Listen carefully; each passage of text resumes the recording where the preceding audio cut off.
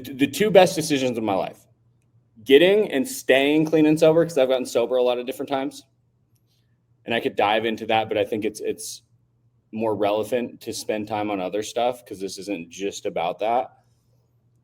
And then getting into the life insurance industry. Those two things are the best decisions I have ever made in my life. My mom would stamp that. My dad would stamp that. My brother, my friends, my family, everybody would put a stamp on that. Hi, everybody. Grady Polson. Welcome to the America Agency.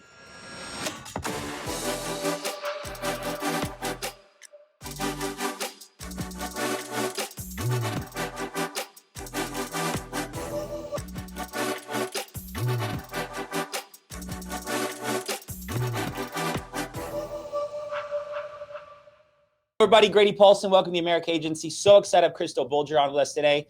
Young man, which I met a couple years ago in our office, and seeing him then to whom he has evolved and become today is truly a testament of hard work, discipline, effort, and blocking out excuses and noise, right? There's always noise. There's always BS. There's always nonsense. But Christo made a decision to change his life, and now he's rapidly changing others. Christo issues $30,000 a month on his personal pen selling and leads his team of $750,000 a month in agents. Absolutely phenomenal producer, phenomenal manager, and phenomenal man. I'm so excited for you guys to get to hear from him, hear his story, and hear what he's doing each and every day to grow this business and take it to the next levels. How you doing today, bro? I am wonderful. That is quite the intro, Grady. I appreciate that. It actually gave me chills hearing that. So I appreciate you more than you know.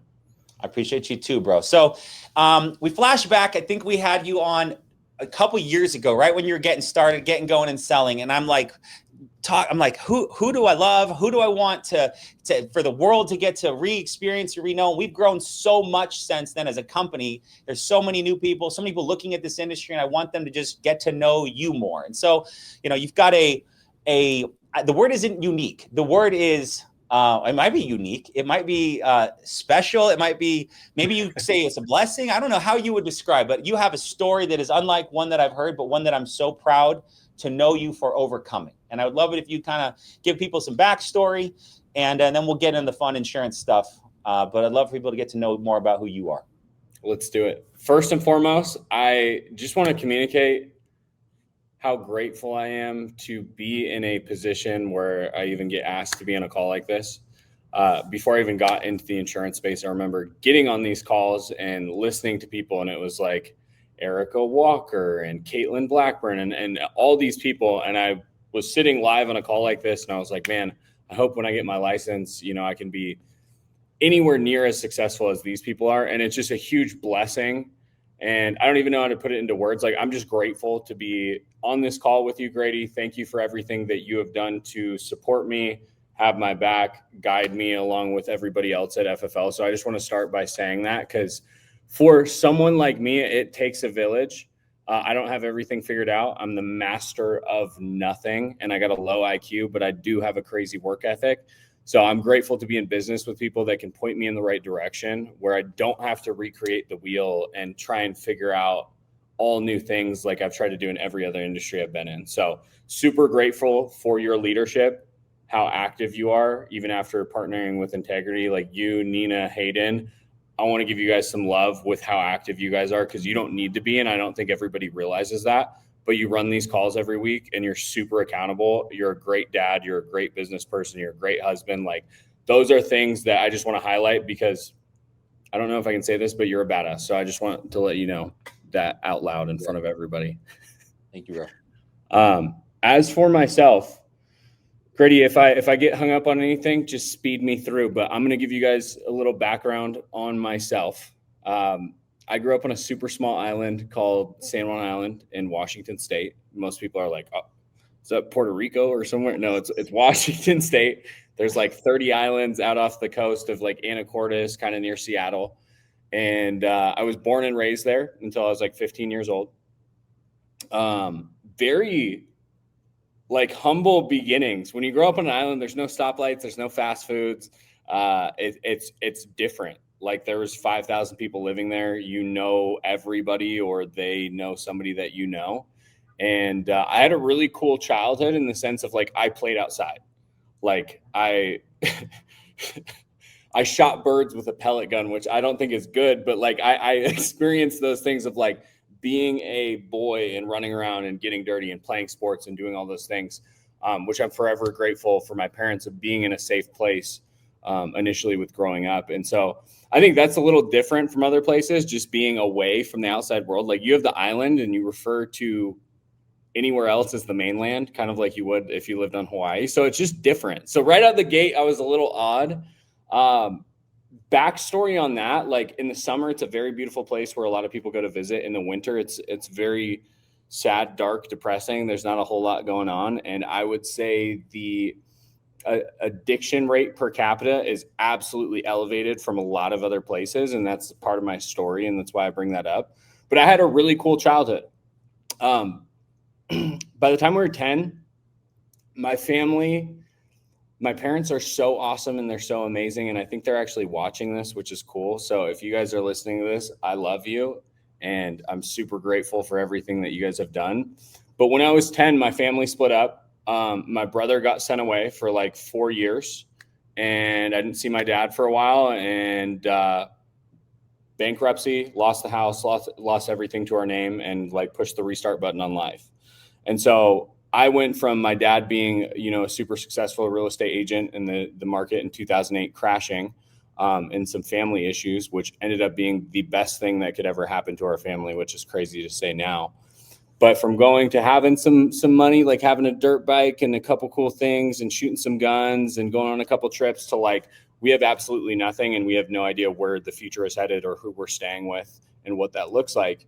And I bring that up because that set the tone for the future and my expectation of life, and also being able to value a dollar. Like you have a taste of something, then you have it taken away, and it's like, okay, I really appreciate that and I understand that. I'm gonna power through this real quick just to get to the meat and potatoes. Huge with sports. Sports changed my life. It was the biggest outlet that I've ever had. I played every sport that I possibly could. If my mom or dad could be on here, they'd probably be bragging about whatever talent they think I have, but I'm their kid. But I was really passionate about sports. I pitched when I played baseball. I was halfback when I played football. I was midi when I played lacrosse, right? I played basketball, all the things. Like I have this energy inside my body that I have to get out with physical activity. Otherwise it's really bad, right? It's bad for the public. It's bad for myself. But I have always had this energy where it's like, when I plug it into the right place and I'm doing the right stuff, I become obsessive with it. I'd be out pitching in the front yard because I wanted to play pro baseball, and I would go and I would go and I would go. I was in the gym at a really young age, working out. My brother would beat me up at a really young age. So I wanted to be big and I wanted to be able to stand up for myself and do things like that. So physical activity and sports were huge for me. By the time I was 15 years old, I had been kicked out of sports for the second time for concussions, and was not going to be medically cleared for any other contact sports. The only thing that they were like, maybe in like a year and a half, you can play golf.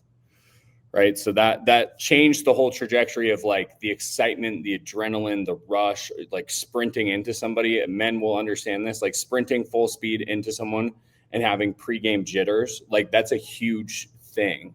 And that's a huge outlet for stuff. So when that was taken off the table, family had split up, a lot of circumstances changed it. I took an absolute downturn, and this is kind of like the start of my story, which I will try not to spend too much time on. I fulfilled the sports energy with completely other stuff. Drugs and alcohol became a very large part of my life.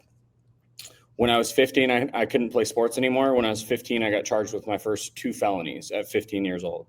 And I was looking at getting tried as an adult just because the relation of what it was. And that just opened up a whole new realm of life to myself. I think once you get charged with a felony, even if you're a good, charismatic guy that's great at sports and has the world going for him, that changes the way your entire life is going to go on paper and the options that are available for you. And once that kind of started, my life went down a spiral. I wouldn't say that I didn't have fun. I wouldn't say that, I didn't make money. I wouldn't take any of it back, maybe a couple things. But, my life has been a series of absolutely crushing it crushing it even more, getting the girl, getting the car, getting the stuff, cash and prizes, all that. Yeah, awesome. Pursuing a life beyond my wildest dreams. And then thinking I can casually drink and burning my life to the ground. My life is a huge cycle of that. And that's part of my story. And I love this business because I can openly talk about it, where a lot of companies you can't. It's like, hey, dude, don't talk about this. But in this business, you guys have empowered me to talk about my stuff. And through with doing that, like I know of over 150 people that have gotten sober from being open about this at work events and being able to talk about it through FFL, which is amazing. And Sean showed me that was okay because he talked about that at the first event. So I was like, I like this place when I found it. But to put a summary on that, I've died twice from drugs and alcohol. I've had multiple felonies on my records. I've had over 20 of my friends pass away from drugs and alcohol. I've been in front of dead bodies related to that, and I've experienced a lot of loss, and I have like tears welling up in my eyes because it's like I think about that, and I'm so grateful I got the opportunity to experience the other sides of life, because now what's happening currently, I'm getting to live a life beyond my wildest dreams. And I truthfully have gotten a second chance and then a second chance after that. I've had many chances, and I shouldn't be alive or sitting here or even in the position that I'm in. And so it's absolutely amazing that, first and foremost, changing my life and getting clean and sober, which was like a little over 4 years ago, the two best decisions of my life. Getting and staying clean and sober, because I've gotten sober a lot of different times, and I could dive into that, but I think it's more relevant to spend time on other stuff because this isn't just about that. And then getting into the life insurance industry. Those two things are the best decisions I have ever made in my life. My mom would stamp that. My dad would stamp that. My brother, my friends, my family, everybody would put a stamp on that. And, for anybody listening, I think before I got on this call, I just said a prayer, and I was like, please help me say something to someone that needs to hear this, whether it's for the business side or the lifestyle side, because it's that's why we get on these calls. If I can make some amount of impact, it could be being too transparent about my life, but hopefully it triggers something for you where you're like, I'm going to make a change. I'm going to put effort in that, because if this guy, Christo, that has the IQ of a squirrel or a frog, can get into the position that he's in, I can do it 10 times better and 10 times faster. That's all I'm trying to promote. But, going from that point, when I got sober, I'd heard about the life insurance industry. I knew a lot of people that were making a lot of money. I knew people that worked at captive companies, and I was about to go over there because I didn't know the difference between 20% commission and 80% commission or anything. I was like, 20% sounds good. You make 3% in real estate. Or I was making 10% at other sales companies. And I got exposed to the opportunity of Family First Life. And I got out of rehab after making the most money I'd ever made in my life and burning my life to the ground, burning it more to the ground. And I feel like I'd dug to hell and just decided okay, I'm done. Threw up the white flag and got my insurance license. I did not come into this industry on a winning streak. I can tell you that. And getting into this business with this company, with the people that I'm in business with, just like yourself, Grady, has been the best decision of my life. Bro, one, thank you for sharing. And I've only known this Christo, and so I feel like that Christo would have been a good time. But I'm making jokes which are totally inappropriate. But you know where I'm at. I would have ruined your life, Grady. I didn't know that Christo then. I don't want to dig more than you feel comfortable, but I feel like there is life's defining moments, right? That can happen when they graduate college, or they lose a loved one, or they something traumatic happens, right? So what, if you feel comfortable, what was the thing that finally pushed you to get sober this time and now stick like that?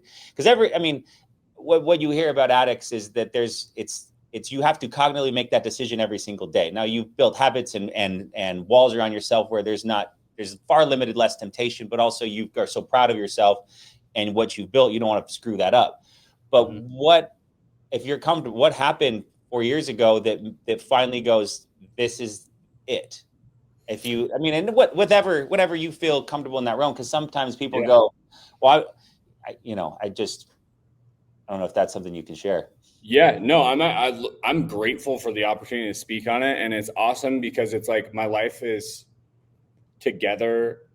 It's not perfect, but it's so together now where it's like I get to talk the honest, raw truth, and I don't have to worry about it. Like I make enough money, I have the results. It's like I've made mistakes, I'm going to do better.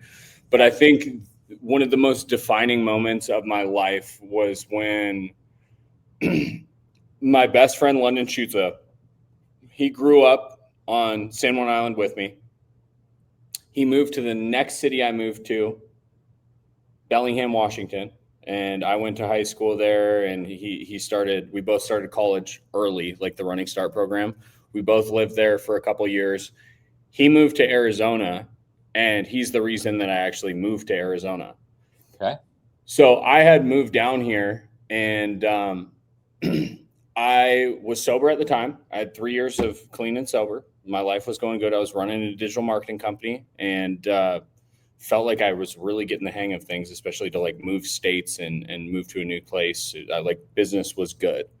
And I got a motorcycle when I moved down here, and I had someone pull out in front of me when I was doing 80 and crashed that motorcycle pretty bad. Had some like exposed fractures, was in the trauma unit, immediately got surgery. And what happened with that, long story short, is I went from 3 years sober to being on a heavy amount of pain meds. Didn't want to be on them. Didn't want to go into surgery. I was like, I'm good, dude. Just let me out. And ended up having surgery and kind of being put back together, elbow, ankle, stuff like that. And was on a long-term pain med prescription. So it was a not intentional thing. It was like, you got to take this, buddy. Your heart rate's super elevated. And after an extended period of time, it reignited that obsession and that craving that I've done all this work for multiple years and therapy and built a business and went through all my stuff to then fall down that rabbit hole again. I take full accountability for it, but it was kind of like the ultimate finesse with that. But through that period, I was trying to get my stuff together. And my best friend, London, at the same time, was trying to get his stuff together because we've both been sober before. Very similar stories. Known this dude my entire life. He's like my brother, like Taylor. He's like my older brother. And we were like, hey, one more last hurrah. We're all getting our stuff together. There was like 5 of us that all had prior problems, and we're all just boys, and we all lived together. Like great relationships, friends. Like you could film anytime we hang out, and it was absolutely hilarious. And I got back from a flight. We were all going to go hang out that night, and I pulled up to the house, and long story short, he was dead from drugs and alcohol. And so I had just moved my entire life down there. There was 4 other people that had just moved their life to all live at the same house. And, looking at my best friend's dead body that was 22 years old, in the bluest eyes in the world. He just became a finance manager at Berkshire Hathaway at 22 years old, which is pretty abnormal. That means you're very talented. And seeing that, it absolutely throttled me in a way that I don't know how to describe it. I've seen some wild stuff in my life, but someone that I was that close with, it just sparked and ignited this thing of like, this is not a joke. It's not fun and games. It's not like I'm 19 anymore. And, crazy enough, because I want to be accountable to this, that wasn't enough for me. I thought it was enough. But the depression and other people passing away related to that, I went for one more final rip with that. And then 4.5 years ago, it finally all came together, and it just reached a point where it was like, I'm either going to die or I'm going to get my stuff together and like genuinely pursue a life beyond my wildest dreams and make a comeback for every mistake that I've made, make my mom and dad proud, and become the most reliable individual in my family. That's always been the goal. So I'm so sorry for your loss. But he would be, if you believe in the afterlife, that, he's looking down going, he's so proud of you right now, dude. Like I have his ashes And it's like anytime before I get on a big call or I run a team meeting and I got anxiety and I'm nervous, I just like grab his ashes and I say a little prayer. Or anytime I have a disconnect with God and I'm not hearing like the message, I'm like, what would this guy tell me right now? Because it's very transparent. What would London Shoots tell to me right now? And it's like, that's the voice of God for me sometimes when I cannot find that connection. And I think that is super important for people to find, because in this business, if you do not have a connection with a power greater than yourself, it could be a tree, it could be a wave, it can be a guy with a beard in the sky, whatever you believe in. If you do not have a connection with a power greater than yourself, I'm not going to cuss, but it is going to be way harder for you to figure out how to find purpose, how to push through when things get really tough, how to double down when it doesn't even make sense to. But if you can figure out how to do that, I believe you have a chance of ending up in a position like all these people that we see on these calls. Amen. Amen. So, Christo, what a story. And everyone that's on here, please, shout out, give Christo some love, some pray hands, a heart, whatever you feel compelled, show him some love for opening up and giving us a look, right? This is, many of us have, minimal troubles, minimal strife and stress that stop us in our tracks from taking steps forward. You had mountains of stress and strife and temptation and ideologies that you had to overcome. And I couldn't be, prouder to know you and prouder of what you've done, but you're proud of yourself, which is what truly matters. And so, as we evolve this call, like how in this do you find insurance? Like how does all of a sudden do you turn the corner and go, you know what? Let's kind of jump that bridge now. How did you get into this business? What attracted you to it? And then, how are you doing what you're doing today? And then we'll jump in a little bit of, some sales stuff, because you're a magician on the phone too. Okay. So with this, I had my digital marketing company. I started that when I was 20 years old, and I ran that until I was 25 years old. I'd always done decent. Like there was a couple times where it was like, I remember being on the phone with my mom and I'm like, oh, it's not working out the way I thought. But then I also had really good months. And that's how I built this confidence in business, from getting an LLC at 20 when no one I knew how to get one or any experience, to building up and finding solutions and being on YouTube and becoming a solutions-based thinker and being in that industry. What happened is during coronavirus, the majority of my clients were in Washington, and a lot of them were service-based businesses. So things were booming. I'm like, dude, I'm about to make $500K this year, yada, yada, yada. And I was like, I don't know, 21 at the time. And I was super fired up about life. Just got past some criminal charges. We're moving forward. And coronavirus happened. And this is 2020, my bad. And my clients all emailed me in the same week or reach out to me, and they're like, hey, we can't move forward until we know what's going on. They're like, we love you. You provide a great service.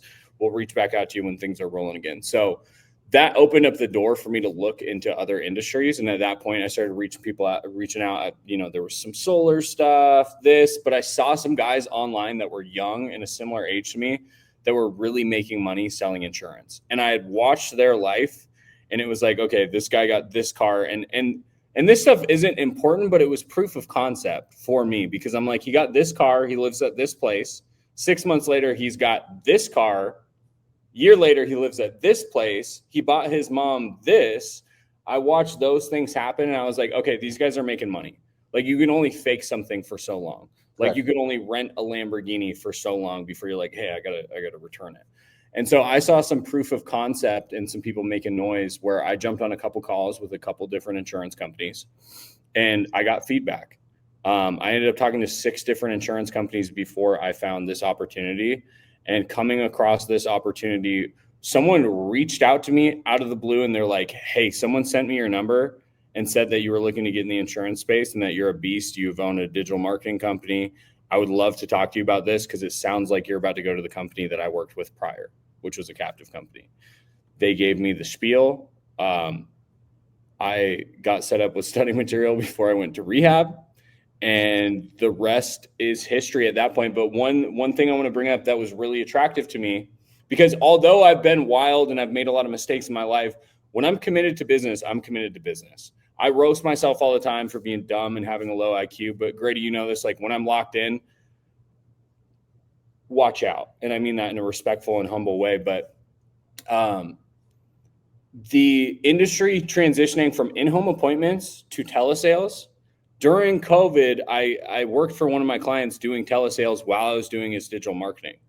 And I got pretty decent on the phones and got that skill back. My first job, I was on the phones. That was a legit job on the books. Was I was 16 years old doing telesales for a company that's selling products in California.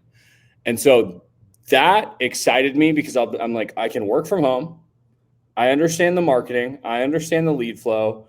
I just need to make sure I have a decent script and I'm ready to work my ass off because I've already been working for myself, and you don't need to call me and be like, hey, when are you working? It's like, I'm already working, dude. Are you getting on?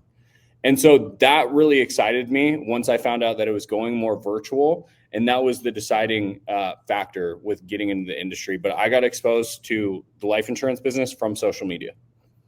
Fascinating. And here's an insight for everybody that's recruiting. The best people are already doing something. Like Christo was already running a digital marketing, but now there was a transitional period that happened with COVID that he was open to it.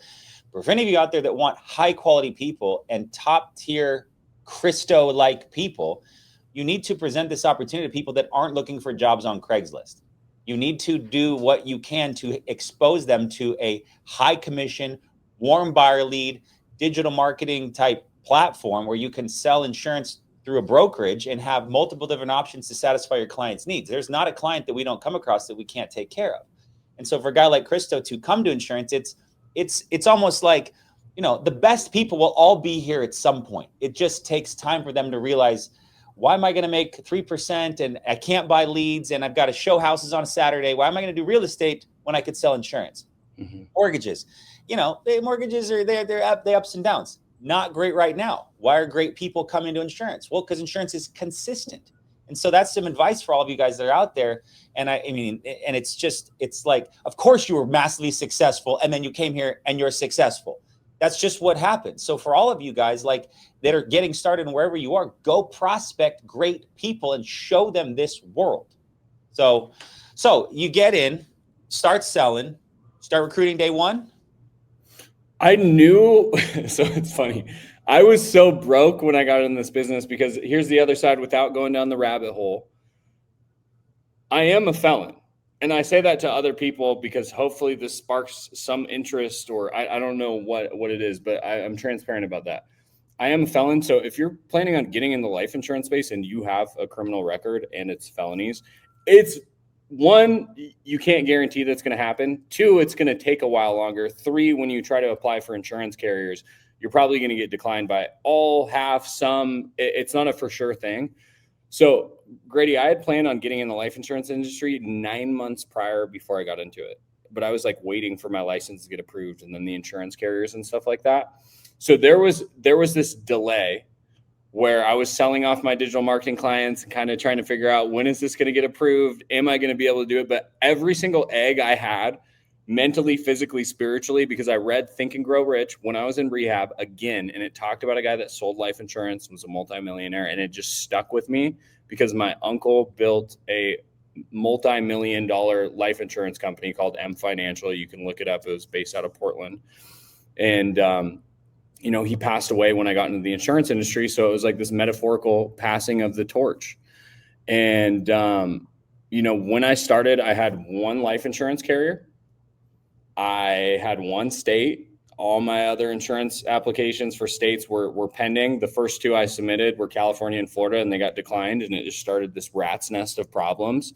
And I'm communicating this for people because it's like what I had to do to get to where I'm at is a lot of random paperwork and all this other stuff I don't know how to do, and it took a lot longer. So if you look at me, one, you're smarter than me. Two, you're probably better at sales than me. And three, it's like that means you can do it faster, better, smarter, be more profitable. So when I started, I had one insurance carrier, but I knew I wanted to build a team, so I started hiring people. Crazy thing with this is when you start hiring and you only have one insurance carrier and you're building a team, what happens? There's some challenges there. Exactly. Exactly. So there's contracting challenges. And then also, you know, in terms of building an agency, I wasn't really getting paid for that. I started out by doing this because I just wanted to work with other people and develop something that was greater than myself and provided value and like made me excited about life, because I knew I will be 10 times more accountable to other people than I will to myself. So immediately I started putting myself in a position of like, I got to be accountable for other people. And when I started, I had $232 in my bank account. I sold policies to 4 people that I knew, and then spent my last $232 on 9-month-old age leads through the ILC. And that's how this, like, I feel like I've heard people at other companies or other places say stuff like factually, $232 in my bank account, spent my entire net worth on 9-month-old leads, and wrote people I knew personally because I knew I had to get creative because I was broke. And that is how this entire thing came to fruition. It's like very humble beginnings. It's nothing to brag about, but I'm saying that because it's like, if you are creative and you can pull out your bank account and be like, I am broke as F, right? And that's where I'm at. I need to get really willing. I need to get really creative, and I need to get really, really, really consistent to be able to figure out how to put the resources together to be in a successful position. Not tomorrow, not next week, but 6 months, a year, 2 years from now. And you have to remind yourself of that every day. So I was humbled before I got into this industry, and I got my ego checked. I had everything stripped away from me. And like, God bless America that happened, because I would not be in the position I'm in, because I became willing to do other stuff that I wasn't willing to do prior. And when shit hit the fan, excuse my language, it wasn't even a big deal. It's like, dude, I'm already prepared for this. And so it's been hurdle after hurdle. And I see people coming into this industry and they're like, I have 7 out of the 8 contracts. I can't start writing business yet. I'm like, dude, do you know who you're working with? I'm like, ugh. And so in this business, I just want to say this. If you have some skill with communication, you can sound good on the phone, you can connect decently with people, and you're willing to grow, but then you are ruthless with creativity and work ethic and the willingness to grow and change and get feedback, and then work 12 hours a day. If it comes down to it, some days, there's no reason you cannot be successful. Guess what? 95% of people will be like, yeah, I'm down, but it's really like 20% of people that will follow through with that. And so I wanted to be in that 20%, and I wanted to be in that top 5% that follows through and gets the results and ends up on a call like this with you, Grady, because that's what the goal. It actually just gives me chills. That was the goal I set when I got in the industry. It was like, I want to make enough noise that someone will ask me to be on a call, and hopefully I can provide some value to someone else's life. Well, you're doing that at the highest level, bro. So if anyone's got issues, talk about a guy that has navigated all kinds of challenges and is making it happen, right? You can tell the size of a man by the wall that keeps him from moving forward.